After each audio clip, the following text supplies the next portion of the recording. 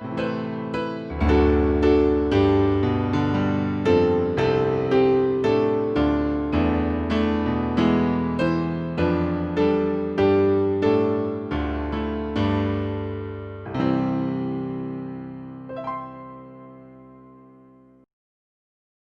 tardes, hermanos.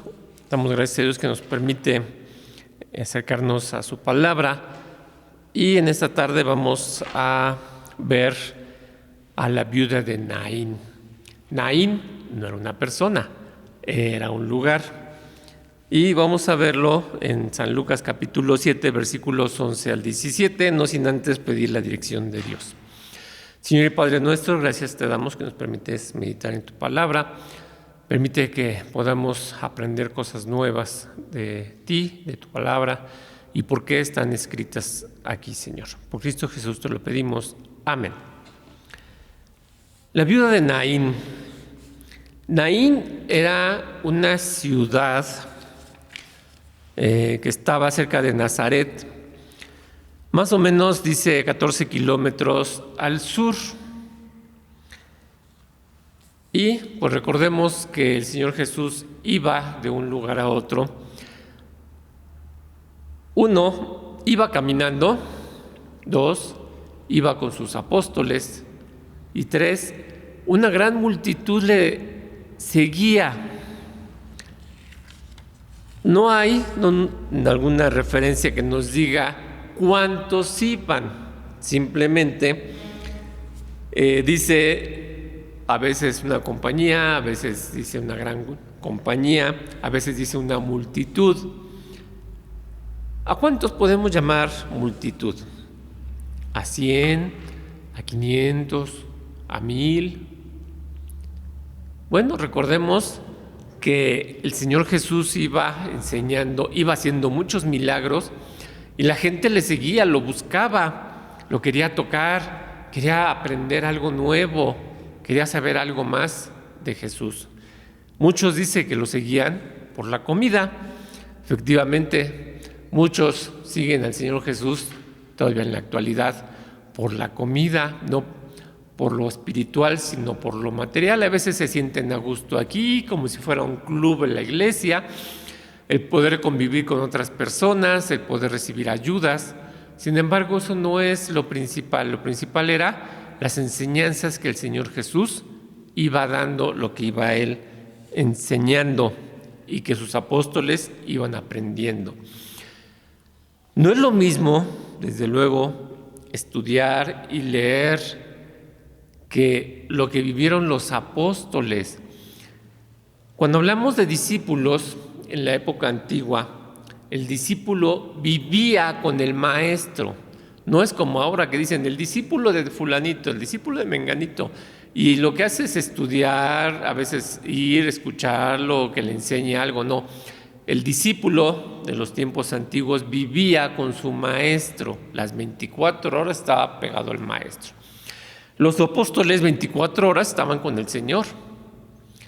Todo lo que aprendieron de Él y todo lo que el Señor les dejó de enseñanzas y sobre todo lo que vivían, las experiencias de los milagros, lo que el Señor realizaba.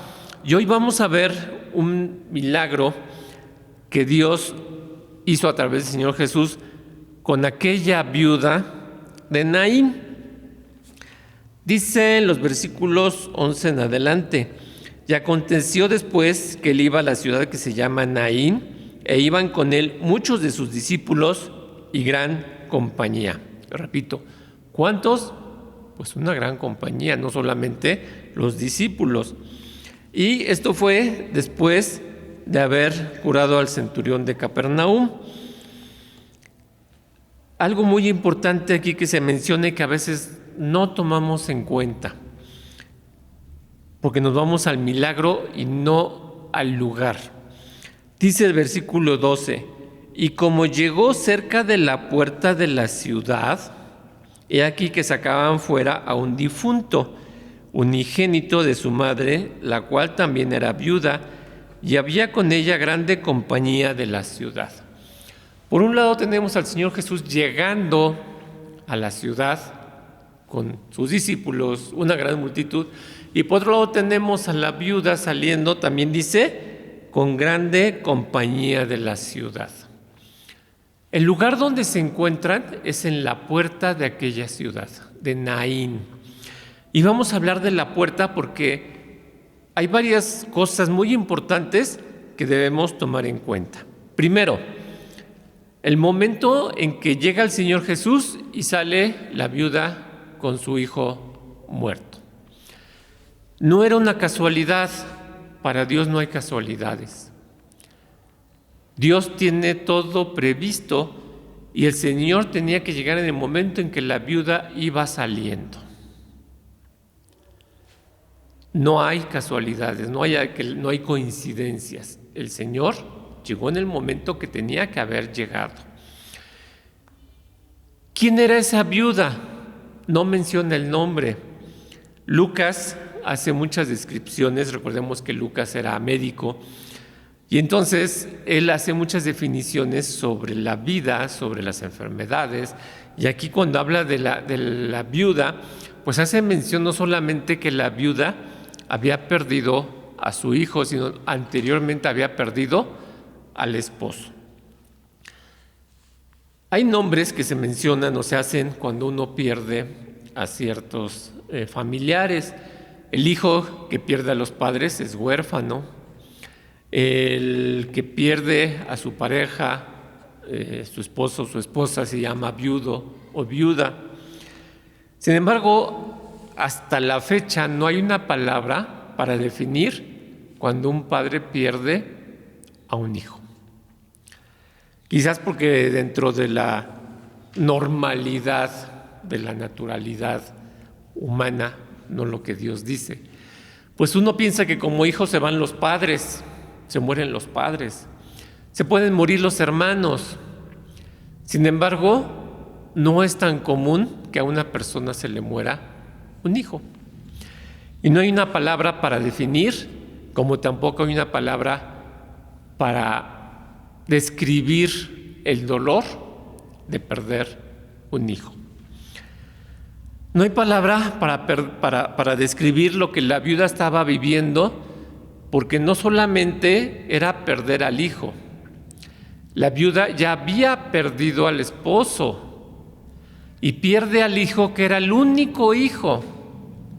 Cuando se tienen más hijos, uno se puede consolar, se puede uno ayudar a vivir el duelo, ¿sí? Concentrándose en sacar a los demás hijos adelante. Pero cuando el hijo era el único y había perdido al esposo, seguramente el dolor de aquella viuda era muy, muy, muy grande, indescriptible. Y es esto lo que el Señor ve en aquella viuda, el dolor que traía aquella mujer. La puerta, además, las puertas de las ciudades eran lugares muy importantes. Uno, ahí se daban lugar los comercios, era un centro de comercio. Si nos vamos al segundo libro de Reyes, capítulo 7, versículo 1, nos menciona una puerta donde se hacía comercio. Segundo de Reyes 7:1 dice: dijo entonces Eliseo: oíd palabra de Jehová. Así dijo Jehová: mañana a estas horas valdrá el seah de flor de harina un siclo y 2 seah de cebada un siclo a la puerta de Samaria. ¿Por qué en la puerta de Samaria? Pues porque en la puerta de Samaria había comercio. Entonces, en las puertas de las ciudades eran lugares de centros de comercio, como si ahora hablamos de un tianguis, ¿sí? Decimos, ¿dónde ponían el tianguis? Pues el tianguis lo ponían en la puerta de las ciudades. ¿Por qué? Porque eran lugares de comercio, era donde la gente llegaba de afuera, de las ciudades, de otros lados. No entraba a la ciudad, ponía su comercio afuera y de la ciudad salían a comprar ahí a la puerta. Eran lugares muy importantes. Entonces la puerta no la vemos solamente como el paso de salir de la ciudad hacia afuera. Normalmente estaban amuralladas, había un muro alrededor de las ciudades y había una puerta principal. En este caso, pues era la puerta donde tenían que sacar al muerto, porque no los enterraban en las ciudades. Los cementerios estaban afuera de la ciudad, ¿sí? ¿Por qué? Porque se consideraba a los muertos como inmundos, y entonces no dejaban a los muertos adentro de la ciudad, sino los iban y los enterraban fuera de la ciudad. Entonces, las puertas eran algo muy importante, eran centro de comercio. También las puertas servían de lugar donde se presentaban los testigos. Allá en el libro de Ruth, capítulo 4,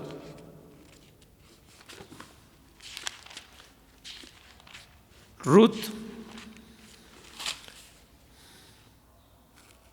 capítulo 4, dice de la siguiente manera el versículo 11. Y dijeron todos los del pueblo que estaban a la puerta con los ancianos. ¿A la puerta de dónde? La puerta de la ciudad. Testigos somos, Jehová haga a la mujer que entra en tu casa como a Raquel y a Lea, las cuales dos edificaron la casa de Israel, y tú seas ilustre en Efrata y tengas nombradía en Betlehem. Esto se lo dijeron a vos, y dice, testigos somos. ¿Dónde lo dijeron los ancianos? En la puerta. Las puertas de las ciudades era donde se testificaba, eran lugares importantes, se reunían los ancianos, se leían ahí las sentencias. Entonces, las puertas eran lugares importantes. ¿Qué estaba haciendo el Señor ahí? Pues estaba testificando lo que se iba a hacer. Era un lugar importante porque ahí, repito, llegaban los comerciantes, había mucha gente, más la gente que acompañaba a la viuda, más la gente que iba siguiendo a Jesús, más la gente que estaba a la puerta en los comercios, más los ancianos que normalmente testificaban y hacían juicios a la puerta de la ciudad. Por eso la puerta es algo muy importante cuando el Señor tiene el encuentro con esta viuda. Dice el versículo 12, y como llegó cerca de la puerta de la ciudad, he aquí que sacaban fuera un difunto unigénito de su madre, la cual también era viuda, y había con ella grande compañía de la ciudad. Entonces, repito, pues era un dolor muy, muy fuerte cuando el Señor se acerca. Dice el versículo 13, y como el Señor la vio, no solamente la vio como mujer, no solamente la vio como la persona que llevaba al féretro, sino la vio con el dolor que tenía aquella mujer. Es lo que vio, porque dice, compadecióse de ella y le dice, no llores. ¿Por qué le dijo no llores? Pues porque la mujer iba llorando. Es normal, era un dolor tan fuerte, ¿sí? Cuando tenemos dolor, es normal que lloremos. Dicen, no como aquellos que no tienen esperanza. Sí lloramos cuando alguien muere. ¿Por qué? Porque es un dolor físico, es un dolor normal, humano. Cuando el Señor se lleva a algún familiar, nos duele y es válido llorar. No como aquellos que no tienen esperanza, no de aventarse al sepulcro, al féretro, abrazarlo. No, llorar, porque es dolor humano, pero tenemos la fortaleza y el consuelo que aquel que fue rescatado por el Señor va a su presencia y que allá nos hemos de encontrar. Pero esta mujer iba llorando por el dolor, un dolor muy natural, haber perdido a su hijo único, después de haber perdido a el esposo. ¿Y qué hace el Señor? Dice, acercándose, tocó el féretro y los que lo llevaban pararon.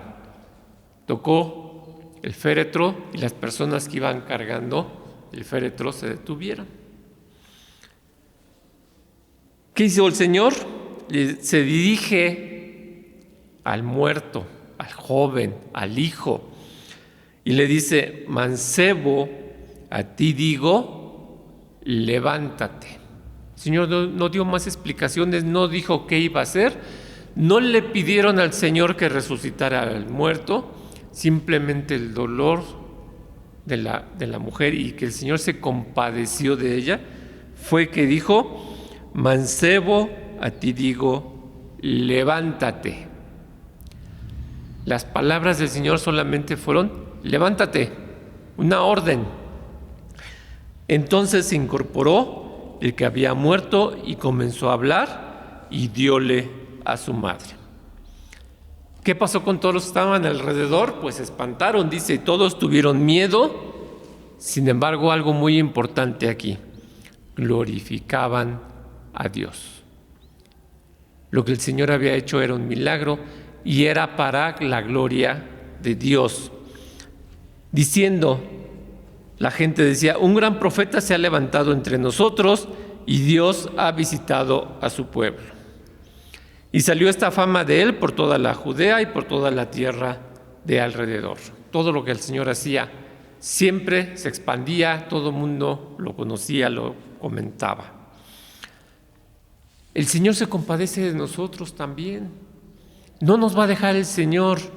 No necesitamos morir, no necesitamos entristecernos tanto. Simplemente el Señor se compadece de la situación que nosotros vivimos. Actualmente tenemos una situación difícil para algunos, muy difícil para otros, sumamente difícil para otros. ¿Por qué? Porque la pandemia pues ha producido que algunos se queden sin trabajo, otros que merme el trabajo y otros, aparte de todo esto, pues se han quedado sin sus familiares. Sin embargo, el Señor se conduele de nosotros y nos fortalece espiritualmente. Todo esto no está fuera de las manos de Dios, está bajo el control de Dios, y todas estas pruebas lo que nos hacen es fortalecernos. Para algunos es difícil y muy difícil. Sin embargo, es que tenemos que tomarnos de la mano de Dios, no soltarnos de Él, y Él nos dará la fortaleza y Él nos permitirá seguir adelante. Esta iglesia es del Señor, no la va a dejar. ¿Cuándo nos vamos a reunir? No sabemos, en una semana, en un mes, 2 meses, 3 meses, otro año, el tiempo que sea necesario. Esto nos está fortaleciendo espiritualmente y nos está permitiendo depender de Dios. Y mientras más tiempo pase, más dependemos de Dios. Tomemos la mano de Dios y acerquémonos a Él, que no nos va a dejar. Que Dios nos bendiga. Señor y Padre nuestro, gracias te damos porque tú no nos dejas. Y como aquella viuda, Señor, tú te compadeces de nosotros, nos das lo que necesitamos, Señor, conforme a tu voluntad. No más, no menos, Señor, sino lo que tú así determinas. Gracias por todo lo que recibimos de ti. Permite que siempre te busquemos y agradezcamos todo lo que tú nos das. Por Cristo Jesús. Amén.